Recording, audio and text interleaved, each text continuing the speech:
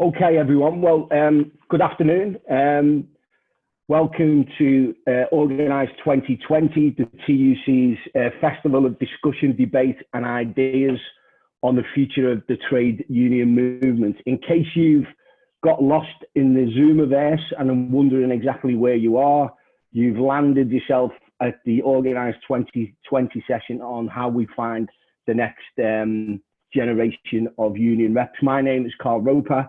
I work for the TUC's National Education and Organising Manager, and I'm going to be the host and chair, or whatever you want to call it, of this session. Before I introduce our panelist speakers, can I just take you through how we'll run the session? Firstly, just want to make everybody aware that this session is going to be recorded and may well be posted on the TUC's YouTube channel. Secondly, you'll see in the chat that I've just posted the Code of Conduct for Organise 2020. Please have a look at this, adhere to all the guidelines on behaviour and language, and basically treat each other and act as we would if we were all in a room together.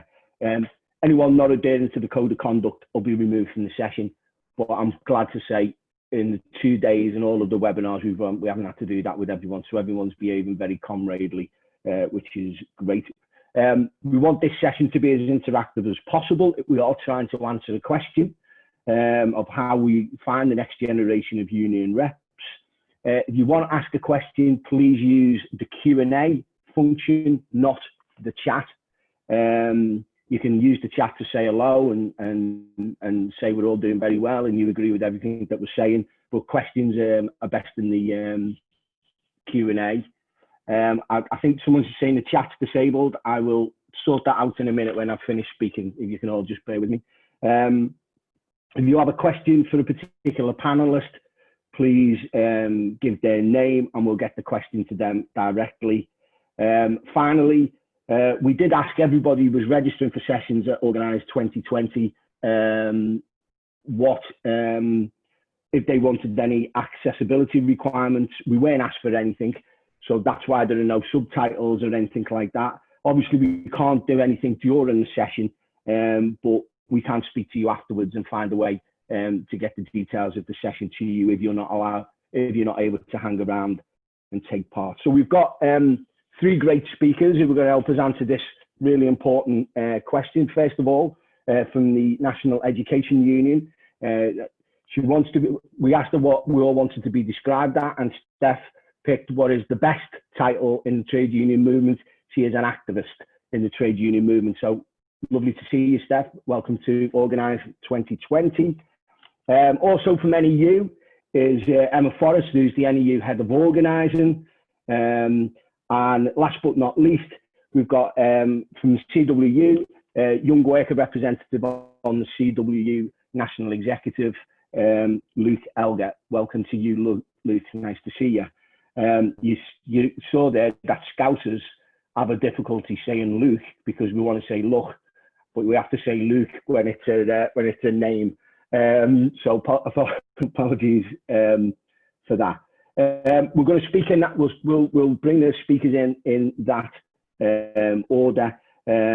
We've asked each person to speak for between 6 and 10 minutes, and after that we'll get round to your questions. And it just out of interest, if you're all wondering where we are, we're broadcasting to the United Kingdom. I'm in Liverpool.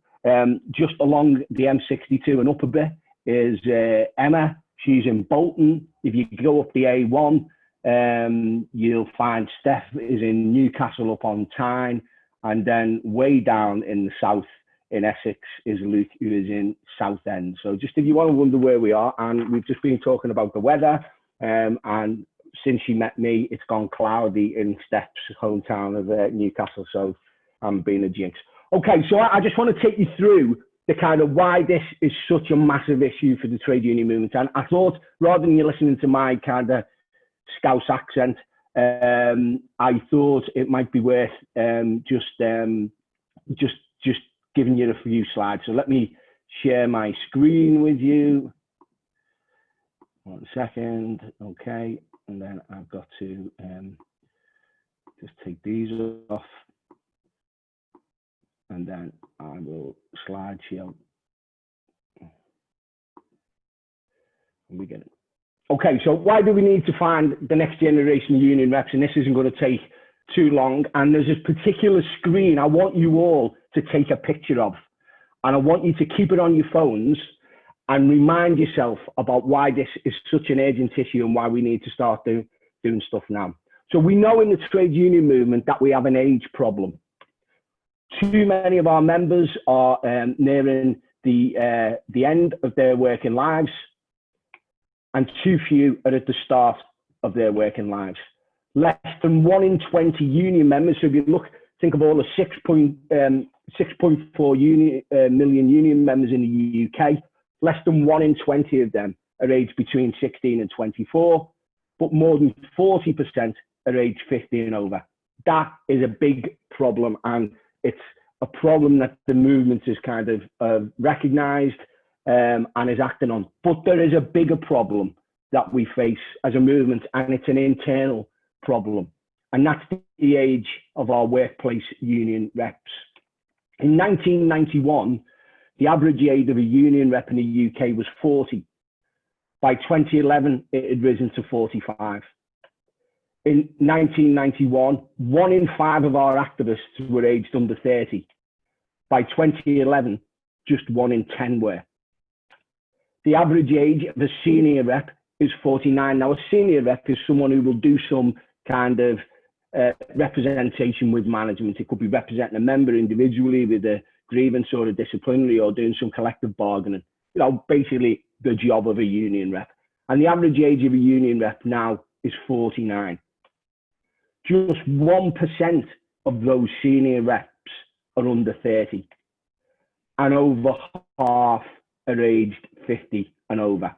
And you don't need a degree in statistics to work out that that means over the next 10 to 15 years, we will lose more than half of our existing reps.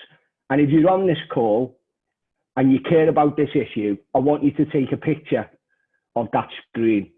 And I want you to tell all your friends and all your comrades and all brothers and sisters in the trade union movement that this, probably even more than membership, is our first order issue in the trade union movement, to find the next generation of union reps. We cannot afford to let a situation occur where we lose that many reps in that short a time.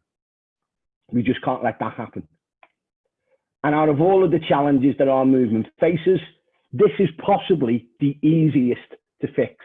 Not easy, but certainly easier than, say, how do we organise 17 million people who non-members are in the private sector. This is easier to do, quite simply because we have the means within our organisations, within the TUC, whether you see that as the TUC staff who work in Congress House and in our regions, whether you see the TUC as our affiliates, and all of those affiliates individually. We have the means to do this, but to fix it, we've got to act now. I did a survey for the TUC, I think it was towards the end of 2018, yeah. And I asked most of our unions, do they have strategies in place to identify new reps? Not just do what's happened in the past and just hope somebody volunteers, or it's the last person out the room when someone asks for a volunteer. Do they have a strategy to look at their membership in workplaces, in branches, in sectors, and say they might be a good rep, they might be a good rep. Let's ask them, let's support them, let's train them, let's mentor them. And also, let's make sure that those new activists that we find represent the diversity of the trade union movement, because the problem is too many reps look like me. White, male, and in the 50s. Now, there's nothing particularly wrong with being white, male, and in your 50s, but that is not what our movement looks like. In fact, our movement increasingly looks like people like Steph, young women at work. That's what our movement looks like. Union membership rose by 92,000 last year, and the reason it rose overall by 92,000 was 170,000 new members were women. But that's not the picture of our reps. Later on today, my colleague Shirley is doing a session on how do we find the next generation of health and safety reps who are women, because health and safety reps are even more male dominated than reps overall. So we must act now, because we are losing those over 50s reps every day because they're retiring. They're leaving the workplace, and they're going to take all of that expertise and knowledge with them, and we don't have proper succession plans. So let's crack on. Let's solve this problem. Let's grip the challenge, because we can do it. We don't need support from government necessarily. We don't even necessarily need any money. We just need the will and the determination to address the problem. So I'm just going to introduce the speakers, but first of all, I'm going to stop share. See if that works. Hooray, everyone's back. We're up to 52 participants. I'm going to ask Steph to start speaking, and then I'm going to fiddle around and try and make sure the chat will open. Okay, over to you, Steph. Welcome. Hiya. Yeah, so I'm Steph, and I am up in not so sunny Newcastle. Thank you so much for coming along today, especially seeing as it's your weekend and that you're giving up your own time. And also I just want to say a quick well done. Like, this current crisis has been so tough on unions. It's been so hard to hear some of the things that have been said about unions within the media, but we know we've done the right thing and we've helped to keep people safe. So I just wanted to sort of say that before I start. So a little bit about me. I'm still relatively new to being an NEU activist. I attended RECT, which is our regional early careers training, about 3 years ago in the Northern region. And it's basically a mixture of CPD and socials. It's a chance to network with other new and young professionals working within education. And in that time, I met some amazing and inspiring activists. And they made me realise that the union was so much more than I had imagined, and that actually it was something I could be a part of. From that, I ended up signing up to become a workplace rep and attended reps training and lots of other courses put on by my region. And again, met many more amazing people. And I steadily built the union presence within my workplace, my school, celebrating small wins and kind of building up that trust in what the union was. I think people have very different opinions on what the union looks like. From that, I started to become a bit more involved within my district, attending meetings, started setting up a social networking and wellbeing group, which was meeting once a term. And it was a really informal chance to have a chat with others, to share thoughts and issues without that scariness of an official meeting. That can be really off-putting if you don't know anybody and you don't really know what happens. Like Carl was saying, a lot of district meetings might be full of people that aren't my age and don't look like me, and that's kind of an overwhelming situation to put yourself into. But by having something really informal, it's a bit less scary. After that, I attended a follow-up event called GAIN, which it stands for Getting Active in the NEU. So it's basically a chance to have some support and guidance from the staff at our regional office, but also more experienced activists to help me develop my own campaign or event. And it was amazing. Like, it really did give me a chance to find something that I was really passionate about and go with it. It gave us the confidence to feel I could actually do something and actually make a difference. My event was trying to raise awareness on the current toxic assessment system within primary, and it was basically just a sports day with a twist on the beach. Everyone had a different starting point. Some were blindfolded, three-legged, or on a space hopper, so some people were at a disadvantage from the start, and it highlighted those inequalities within the current assessment system. But most of all, it was just a fun day. There was an element of campaigning, and the local news attended, but then there was the option for people who came to spend the day at the beach after. People could come and get involved, but then without feeling that they were going to miss out on time with their families. And I've got a young family myself, and that's really helped me become more involved, knowing something my family can get involved in too. It's really important that we show people that activism can be part of your life, and it can fit in with your life. I'm currently on the National Council for the New Professional Young Workers, representing my region, and I've been part of organising and delivering workshops and regional events. And honestly, if you'd asked us 3 years ago if this is what I thought I would be doing and where my union journey would have gone, I would have laughed. But, and you know, completely honest, my first union event I attended because, you know, my little boy was 2 at the time. It was a weekend away, no cooking, and a chance, you know, to have a chat with people and learn something about something I'm passionate about. But from that, I was genuinely hooked. And the thing that got me hooked into being more involved in the union was the people that I met. And without that socialising, without those connections, I don't think I would have become as involved as I have. And the fact that in the next 10 to 15 years, unions are going to lose more than half of the existing reps is really scary. We need to show younger people they can become involved and they can make a difference. When you're new and young in a workplace, it can feel very lonely. You kind of come in all excited and passionate and you have all these ideas on what work is going to be like, and that's not always the reality. You don't always have the confidence to stand up for yourself, and you don't always have the knowledge on your actual rights within the workplace. And that's why the union is so important. It is like a family, and a family who is there to support you. It's a group of like-minded people who feel the same way that you do.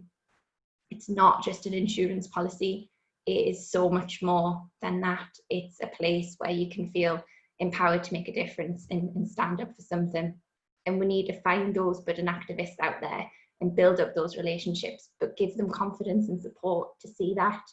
And it might take time, and you're right, we need to have a long-term plan and not just a short-term plan. We've got to be careful not to overwhelm new people who might become involved, who don't really know the inner logistics of the union or what core it means, and which was me for a really long time. I sat in so many meetings where I didn't understand what anyone was talking about. But because I had those links and because I'd built up that connection and had the support of fellow activists, I stuck about, and I didn't want to stop. The current pandemic's changed the way we do things as unions, and holding virtual meetings and events is going to look like this. This is the way forward for a while, which is great. Like, there's so many benefits, and it allows so many people to take part when they couldn't before. But it's important to think how we can keep that element of connection and socialising to build up those networks. Often a lot of ideas are born out of those informal chats over a cuppa or a pint, and how can we kind of replicate that virtually?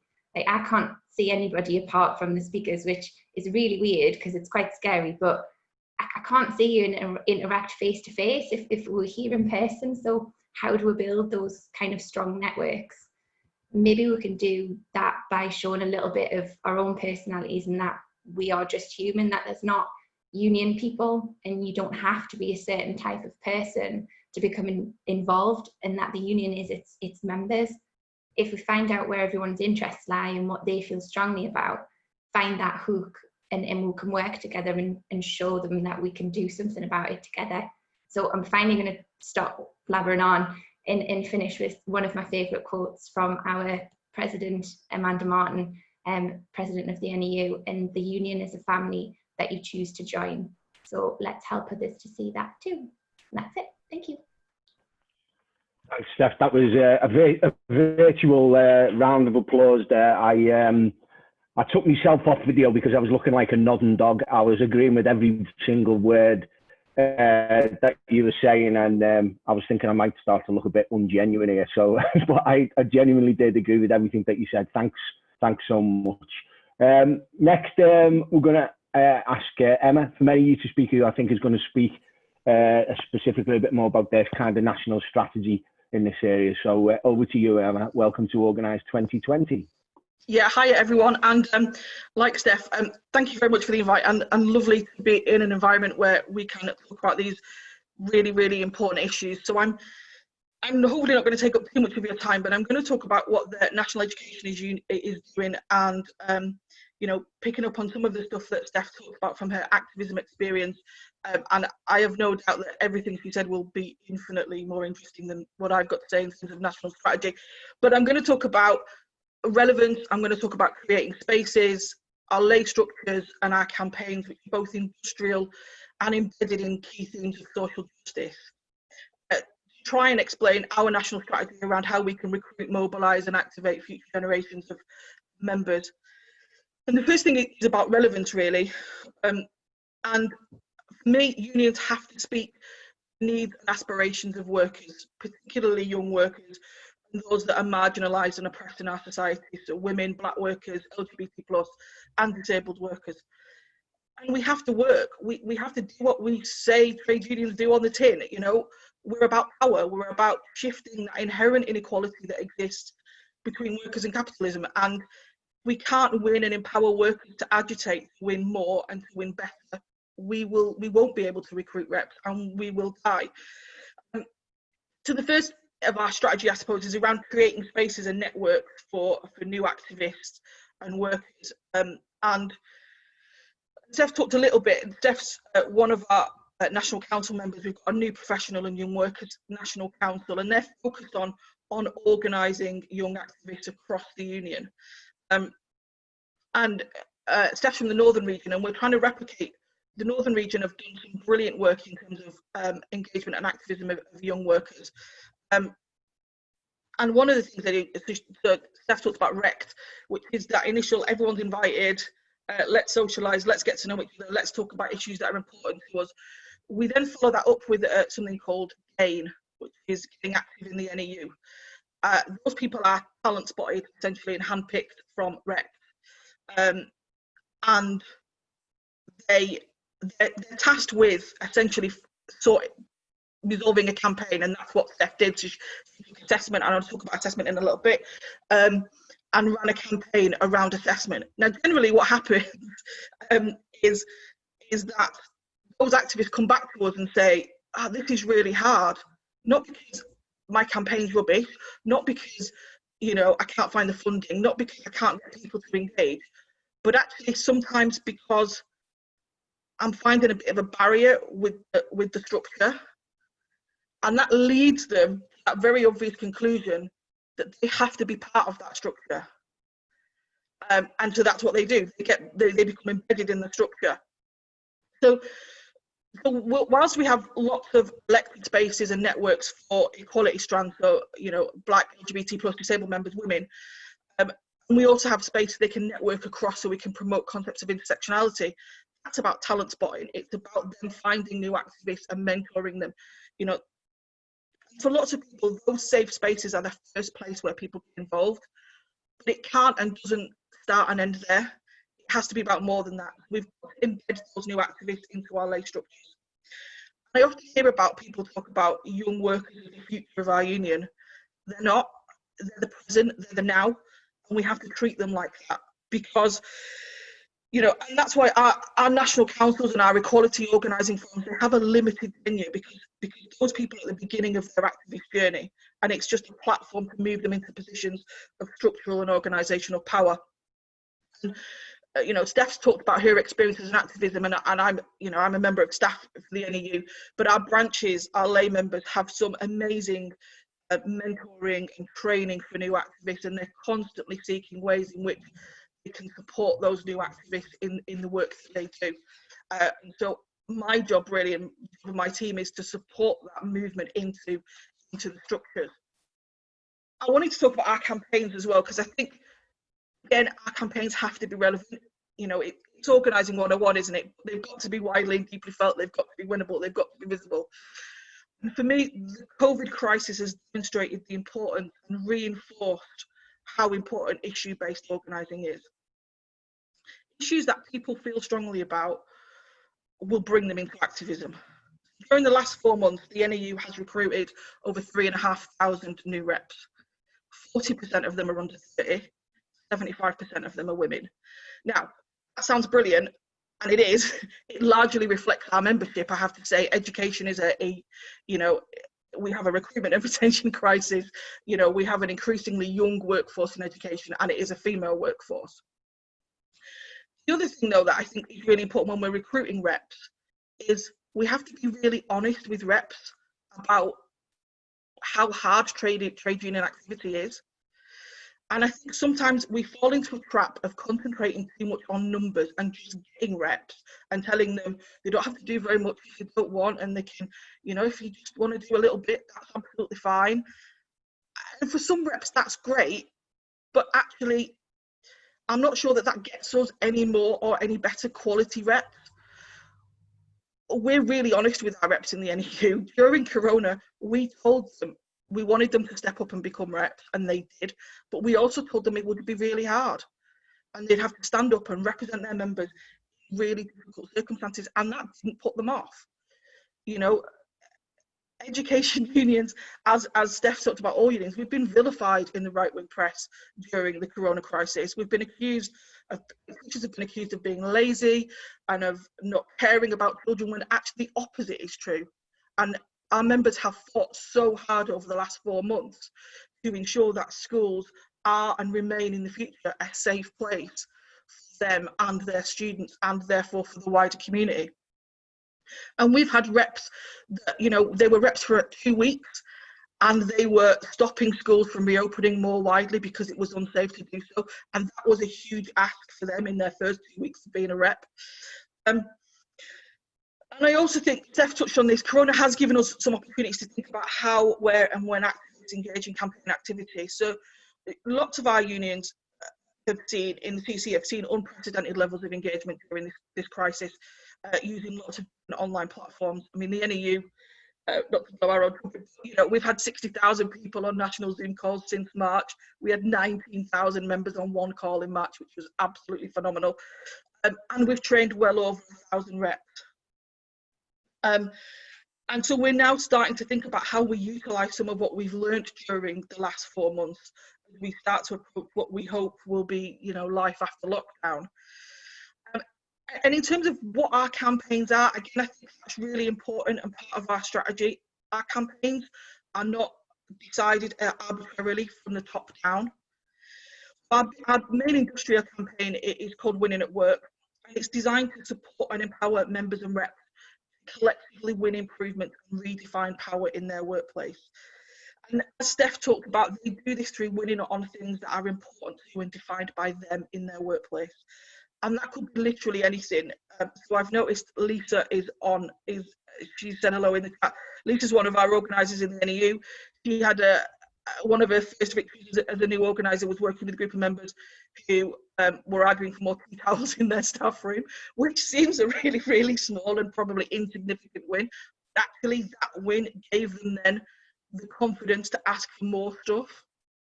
So we then develop those reps and workplace groups to larger asks that are picked around a bargaining cycle. So we're moving to a model where, you know, our 15,000 reps making the same demand of management at the same time. We know, you know, in academies particularly, CEOs of academies talk to each other.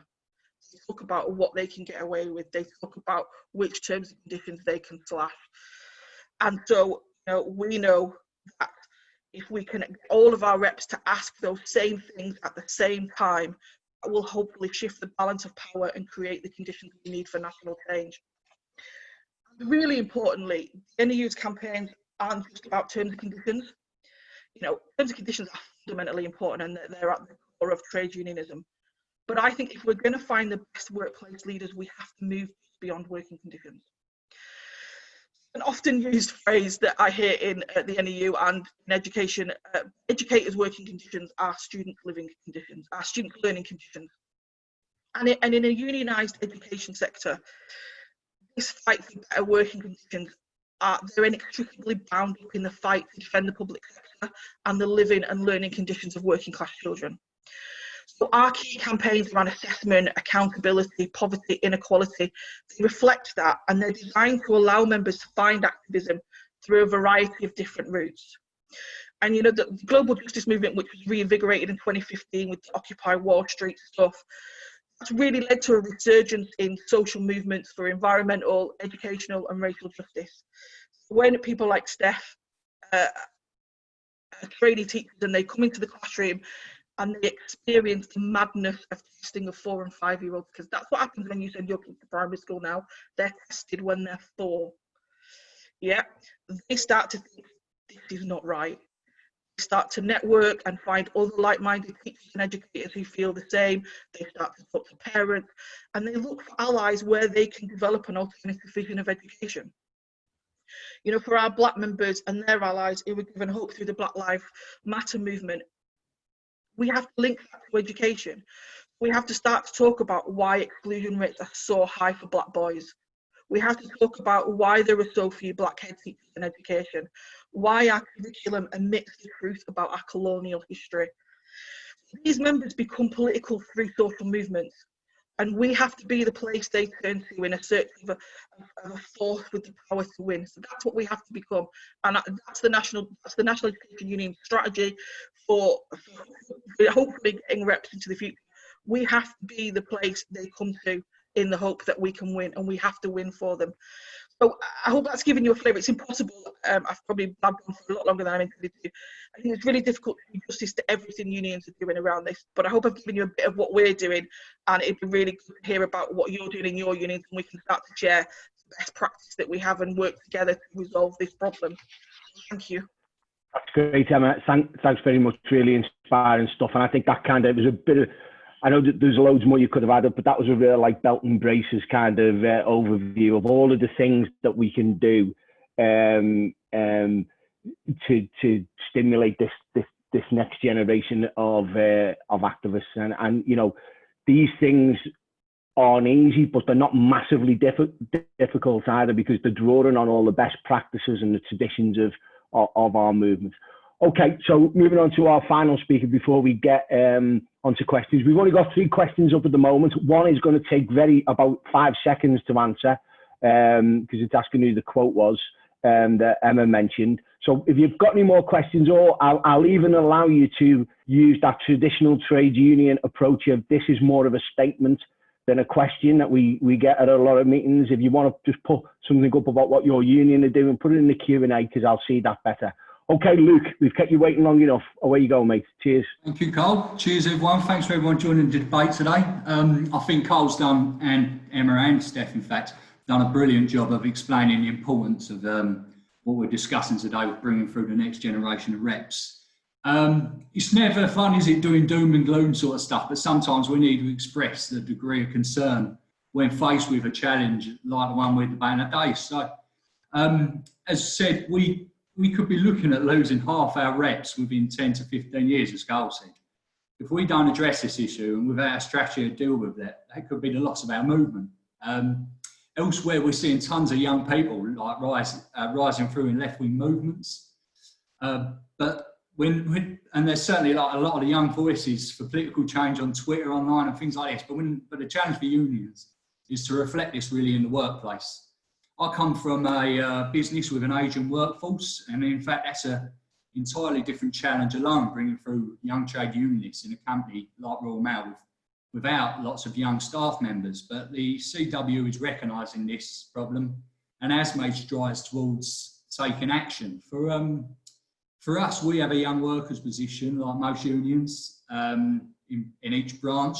We have a young workers lead in every region. We have a National Young Workers Committee, and now we've got 2 young workers on the National Executive, and that's how I was elected. Naturally, I've obviously got a lot of ideas and opinions on how we can develop this further. I think it's all well and good having young people fill in positions, but we need to be seeing the skills developed. It's not good enough just to pigeonhole young people. And at the end of the day, we're under 30s by definition. So we're rent payers, we're taxpayers. Some of us are carers and parents. So, you know, but the future, the world of work affects us no more than anyone else, or more than anyone else, in my opinion. And that's the only thing that differentiates us from any other age group in the workplace. Going forward, union negotiations are certainly not going to be getting any easier, especially with the economic fallout of coronavirus, which is why I stress that we really need to be getting young people with experience as trade unionists. Education is key, as I think Carl will agree, as we're always saying, but there's nowhere else does education begin and end in the classroom. So I'm sort of making an open call to branch secretaries, general secretaries, workplace reps, to be doing whatever you can really to begin to be taking the development of the next generation seriously and using whatever creative initiatives you can think of to make this a reality. I'm talking shadowing, mentoring, bringing through the next generation into the fold on like all the day-to-day activity that life as a workplace rep entails. So so that when the inevitable comes and people do step down or retire, there is someone good enough to fill your boots. We have an incredibly proud history, don't we, as a movement, which is rightfully celebrated, and we need to start treating our legacy with exactly the same enthusiasm. Workplace struggles, I think, are going to intensify. So what are you going to do to make sure that our movement has the ability to keep battling in the future? I think the left of politics have always called for bold solutions, haven't we? And when faced in difficult times, and we have a history of making it work with the creation of a welfare state, pulling us out of economic turmoil. We're doing that now whilst Tories are offering half-price pizzas on Mondays. We're calling for a Green New Deal, creating thousands of jobs, saving the planet for renewables, and pulling us out of a recession. But these calls are backed by trade unions, and it's trade unions that need to be putting this into practice. Yeah, no, so what where was I? Lost my notes here. So it's just a matter of practicing what we preach, really, creating, thinking instead of brushing the difficulties under the carpet. And this falls to our this falls to our education departments to put forward creative systems for development and talent spotting, and our national executives to back them on this. There's no shortage of talent out there. We've got brilliant young left-wing activists. I mean, look at people like Laura McNeil on Labour NEC and what she's achieved as a youth rep. So I guess that comes to my point, to my other point, because it's not just down to previous generations to be talent spotting. It's down to those of us coming through to start pushing into positions within the union and making a stand. If you have an opinion on the future of world of work, as everyone does, then why aren't you looking to become a trade unionist? This is the only way for most young people to make a difference in life. We're not all born into political family dynasties like most of the Conservative Party. So we need a workplace activism and to directly impact the lives of those around us. Something that has a proud history of success. The workplace I think, is going to look massively different in 10 years' time. And who's going to be steering that? Is it going to be those at the thick of it like us, or is it going to be some shareholder, or is it going to be some CEO? If it's those guys, then we're going to start to see less jobs. We're going to start to see more zero-hour contracts. It's going to be 10 times easier to sack you just because your boss has an attitude problem. But if, however, we've got a talented and passionate young bunch of trade unions coming through, then we'll keep on improving on job security. It always should be improving instead of going backwards. But that's the risk in today's society. So carrying on from that, we also have to look at not just the workplace, but what will trade unionism as a whole look like in 10 years' time? It's full of history, isn't it, and traditions, but do they all reflect the world of work today? I mean, some of it might look totally outdated to you. I know when I come into the union as a rep, some of it did look baffling to me, and I think even some of the language you use. If you're, for example, I'm going to upset a few people probably saying this, but if you're someone who's sort of struggling on a zero-hour contract and you're in London and you see all these banners through it, it's a great spectacle. But what does a horse and cart saying like that on the banner mean to you? It probably doesn't mean anything at all. So you might have ideas as a young trade unionist on how we start to, rebrand ourselves into the modern world. But that's a minor issue. We need to be thinking bigger on that. Maybe branches fighting out altogether isn't the best way, and you have a different idea of how forming union policy works. It's not my opinion, but we need bold, modernising thinkers. So the next generation need to voice the shape of the trade unionism movement in an area where I think unions are really modernising, doing brilliantly, to create young activism in is online. This is how I was elected to the National Executive, by launching a long and full online campaign, trying to reach as many of our members as possible. And I think comms teams right across the movement are really catching up and linking up with the wider Labour movement. Taking activism online is where I believe the next generation will really thrive. So we got online webinars like this one, debates that like this really connect with a wider audience, union elections and different kinds of activism we're involved in are going to, you know, with young people putting their initiatives and their ability online on social media, it's going to really shape that and start to modernise it and appeal to new members, new reps, and everyone in the future. So yeah, no one knows social media better than us. So get creative, make sure our members and our potential members are seeing what we get up to as much as possible. That's where we can really start to change the press stereotype of the 70s union man in his sheepskin coat or debunked.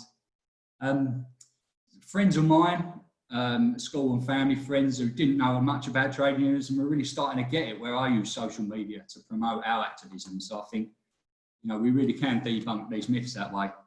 So to finish up, I want to sort of go back to the facts and figures around the loss of our trade union reps. So I'm sure there will be people stepping into positions, but are they going to have the experience and the help from senior reps if they're just thrown into taking big challenges? Or will they be thrown in the deep end and facing some experience of reckless boss due to like a lack of healthy rotation? We need to be creating sort of a natural conveyor belt, and this needs to happen as soon as possible. Waiting until people retire is a recipe for trouble, in my opinion. I think my vision for tackling this mostly revolves around a culture change where trade unionists really, as I said, take pride in their future. One where branches are fighting it out to bring through the next rep, bring through their next generation. One where youngsters are fighting for positions. One where our future matters more than our history, as I said. So this needs support though at every level of the union, not from the small office in one part of the UK to our executives drawing up proper plan and strategy. I know Carl agrees, and I'm sure him and the TUC will be all ears as we put suggestions on how we address this. So I hope, yeah, to finish up, I hope we see this session today inviting loads of comments and people with other ideas or questions saying what I just said is totally wrong. Hopefully maybe someone will come forward and we'll have a really good debate that way. So that's how I see us taking on a challenge. I think I've said my piece, and thank you for having me on the debate. Thanks, Luke. That was great. Okay, some really good stuff there, and it's always best when you speak from first experience because I think it's much more relatable, and you know we want to know how young people are kind of managing to navigate the kind of union bureaucracies and committee structures and stay sane and keep the fire in the belly. That's really important. So, okay, so we haven't got loads of time. We've got about 15 minutes. So we'll go through some of these questions. I think if I miss your question out, it's not because I don't want to read it out particularly. I just want to get the questions out that kind of illuminate the discussion a bit more and are a bit more kind of general. And I'm only going to really pick questions out that are specific to this issue because I don't think we talk about this enough in the movement. I really don't. We talk a lot now about the need to organise young workers, and that's absolutely right that we do that. But I think those statistics that I put up at the beginning, the reason I asked you to take a screenshot of that, we're going to lose half of our reps over the next 10 to 15 years, is I don't think enough people know about that in the movement, and we need to. You can't solve a problem you're not aware exists, and I think that's why we did that. Okay, Gavin, is it discriminatory to approach young or BAME or disabled or female members to be reps and not white male middle-aged ones? Well, I think anything's only discriminatory if you're not asking, if you're stopping other people doing it. I wouldn't mind meeting a white male middle-aged person who brings a discrimination case against the union because they're not letting them be a union activist. I think they might find they're in the wrong movement. Black Lives Matter, these are led by young people. It's these people that could be activists of the future. How we connect with these movements and so the activists involved. I think Emma covered quite a lot of that in her contribution. Would you agree, Emma, with that? Do you want to have a little swing at? Do you want to have another little swing at that? Yeah, no, hopefully I did. I mean, I think for me it's about we just have to find the ways to connect with. So some of the stuff we're doing, you know, not just around Black Lives Matter, but around, you know, we know lots of our young members are involved in Extinction Rebellion. And you know, environmental issues. So you know, we're growing. What is a green rep? What is, you know, how do we make our schools more environmentally friendly? So I think it's about finding things within the union movement that are aligned to those issues that those people feel really strongly about, and hopefully in the workplace they will then come to you. And I think, as I said at the end, it's about unions being the force that makes things happen. when they see that, hopefully that brings them to it. But I think it's really key that we are reaching out to those social movements and encouraging those members to be trade unionists, because actually, you know, there's so much alignment between those things. Okay, that's great. There's one about how do you embed mentoring within union branches, because obviously that's where it's going to have to take place. Emma, that was directed at you. Can you answer that briefly, or is it possible? Yeah, I'll try and be quick. I think there's lots of things. I mean, so we work. So I think most of our branches have succession plans, and have their own mentoring schemes. We're looking at a national mentoring scheme that complements the local one. And I think, you know, for me, I'm also, you know, we have to positively discriminate. I don't really like that term. You know, we have to have seats for women. We have to have seats for our black members, because we've seen, you know, the national executive of the National Education Union used to be pretty male dominated. And now 50% of seats have to be filled by women. That's a completely different executive. And I think for me, that's one of the ways you embed NEU activists into those structures. But there are lots of other ways. Okay. We haven't got time, but yeah. No, all right. That's great. Susie Hopkins, I'm a rep for CWU, and we've recently had the branch election. And both positions in my office are taken up locally by myself and our lead rep. There's a young woman in my unit who would be excellent for trade unionism. Have you got any advice on how to get this person on board and interested? Well, I'll tell you what, let's have unions helping each other. Let's ask Steph what she would recommend Susie do, and then Luke can maybe sprinkle that with a bit of CW Eunice and give a few tips. So Steph, do you want to have a swinger how we get that young woman in Susie's unit to become part of the family, as you said? Yeah, so I guess if you know that someone's kind of showing that interest, it's encouraging them and showing them a way that they can be involved, especially if they've got a young family. I know myself, I feel work's already a massive workload, and then family, and then adding in being an activist, it can kind of put people off, but maybe showing a way that you can be involved within the union that doesn't have as much of a negative impact on family life, and talking about the benefits. One of the main reasons people want to get involved in the union is because they feel I can't get my words out. They feel there's something that you're interested in or you feel passionate about. And if you can feel you can do something about that, you're more likely to become involved. So really finding out what her key issues are or what things she feels most passionate about, and trying to find a way that you can engage her more. Okay, that's great. Luke, what would you do? I should say Susie said that the young workers position has gone now in the branch election, which before Luke answers, I'm quite pleased about that, because I don't think the only way that I want the young people in branches to be the branch secretary and the convener, not the young workers officer. Luke? Exactly. So the problem is, so you've got a young person interested, but someone's already in a young workers position. That isn't unique in your branch. We're seeing that throughout. What I'd say, one of the things to try and do to keep them interested is just lag it how you can to get them along to events. Say there's a young workers forum or whatever. I'd say, look, speak to the branch chair, secretary, say, you're going to fund them to come along to this event, and somehow pull strings with management to get their release so they can still be part of the union.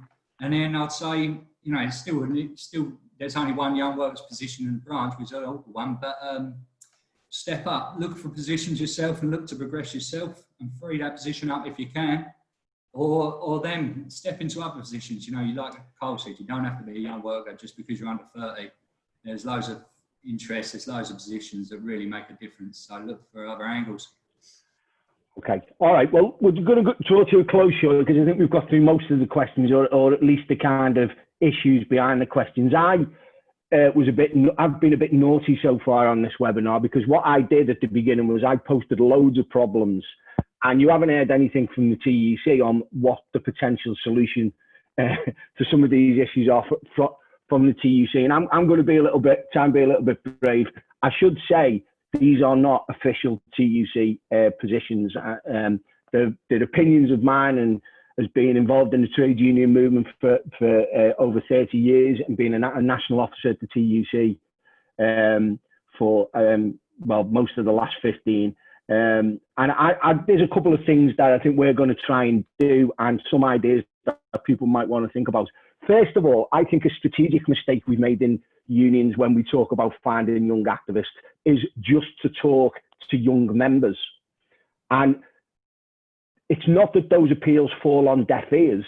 All too often they hear those appeals, then look at their branch and go, well, there's no vacancies. All the vacancies are full up. What do you want me to do?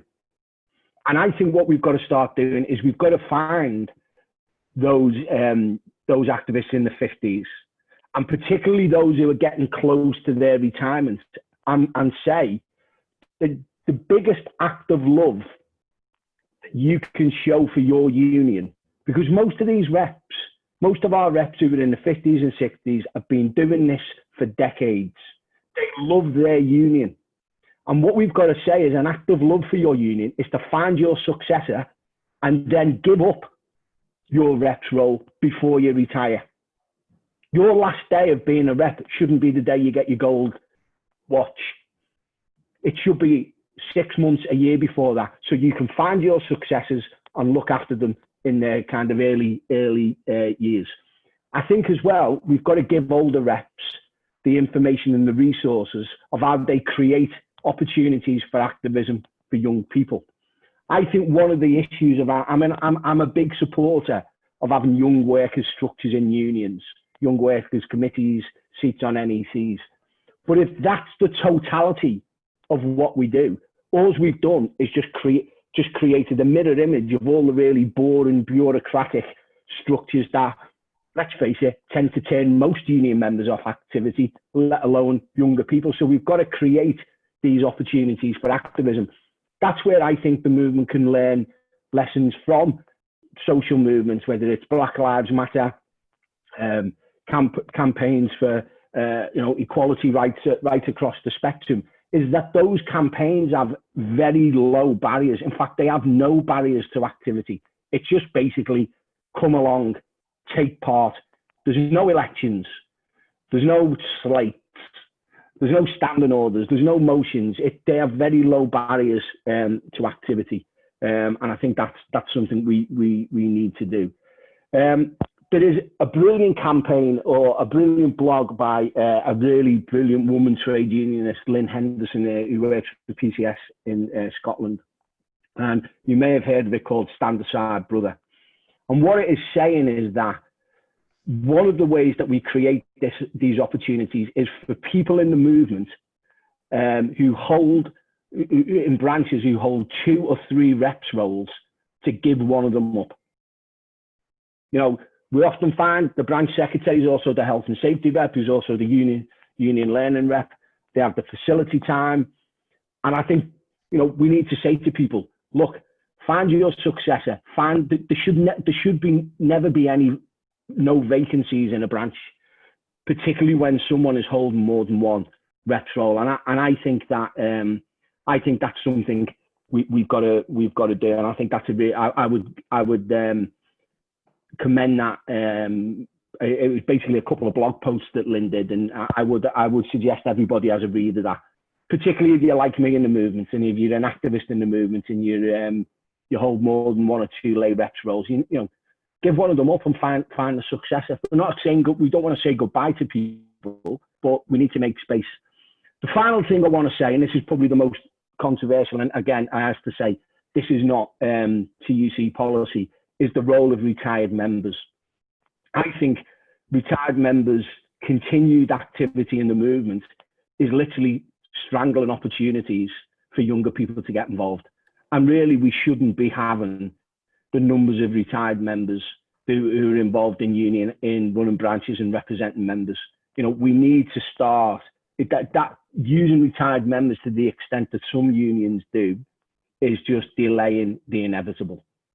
And almost what we've got to do is create our own internal crisis, I think, think about doing is going, like, well, okay, if the difference between having a rep and not having a rep is having a retired member, let's not have a rep for a bit and use that kind of self-created crisis to go and find a rep, because it's just too easy to let a retired member continue. There's loads of stuff that retired members can carry on doing for the union. Campaigning in the community, linking up other groups in the community with trade unions. But I don't think retired members should be running branches and representing members. I really don't. Not when we've got this demographic crisis. Okay, that's my little rant over. We've got 3 minutes left. I'm just going to give each of the panelists 1 minute just to say one thing that they would do for the rest of the movement, not what you're already doing, to try and bring into the movement more young activists. And we'll go in the order that we spoke.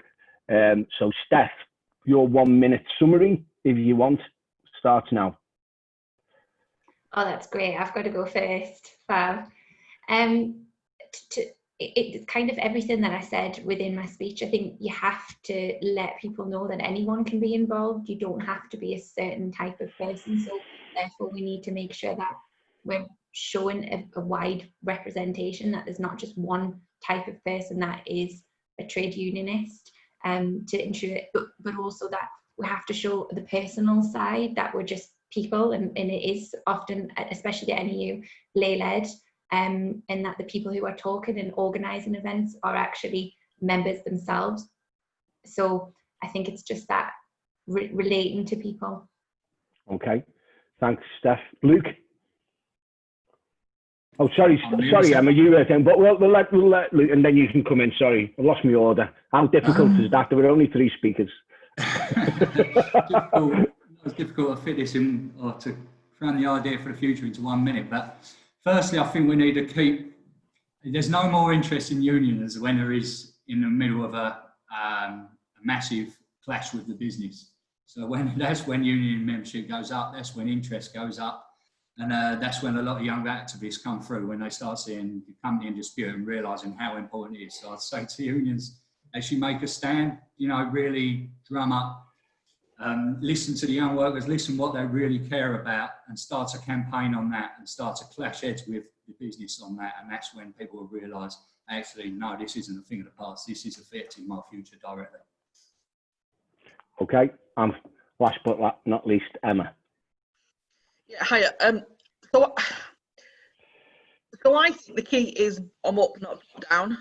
And I think it's about organising around issues that are important to new activists, and unions not determining what the key campaign areas should be. And so when a group of members get together and decide this is important to them and this is how they want to change it, the role of my, you know, as a bureaucrat in a union, my role is to support them to do that, not to tell them they're wrong, not to tell them something that they should be doing. And I think that's how we get people more involved. And I think to talk about training, just in our experience, and lots of research has been done, reps activism ebbs and flows throughout their career, and that's inevitable because of work demands, because of their family lives. If you train reps early enough, then that ebb and flow becomes much less. They stay active for longer. The troughs in their activism are much shorter, and so we need to be, you know, we try and train our reps within weeks of them becoming reps. That's not always possible, but I think reps training is really, really key. Okay, that's great. All right, well, we're going to bring things to a close. Can I just, while everybody's still on, if you go into Google when you finish this and type TUC, Organise and Pledge, one of the things we've used Organise 2020 to do is launch this Organise and Pledge, which has been written by the TUC General Council, consultation with activists, and one of the pledges is to find the next generation of reps. And we don't just want leaders to do it, we want members and branch reps to sign that pledge and make their commitment. So if you go on to Google, just type TUC, Organise and Pledge, and make your commitment to the future of the movement and find the next generation of leaders. Thanks so much for everybody coming. Apparently we've had a 50% turn up rate. We had about 107 registered and we peaked at 53, which is pretty good for a Saturday. I'd like to thank everybody who's taken time out and sat in the living rooms and bedrooms listening to us all. Particularly, I'd like to thank Steph and Luke too. Without wanting in any way to be patronising, when I see young trade unionists like that, you know that we're probably going to be all right in the end, because there's people with the fire and the energy and the ideas and the commitment to keep this movement going. I'd like to thank Emma for her brilliant ideas. We should, when we return to normality, try and get a cup of coffee and compare notes as national organisers together, Emma, and try and do a bit of work together if we can. Thanks to you all. Have a great Saturday. Hopefully, Steph, the sun's come out in Newcastle, because it's just come back out in Liverpool. So, and it's always sunny in Southend. Bolton seems a bit too close to Manchester to take any chances. Guys, thanks very much. Solidarity, and have a great weekend. Thanks very much. Bye. Cheers all.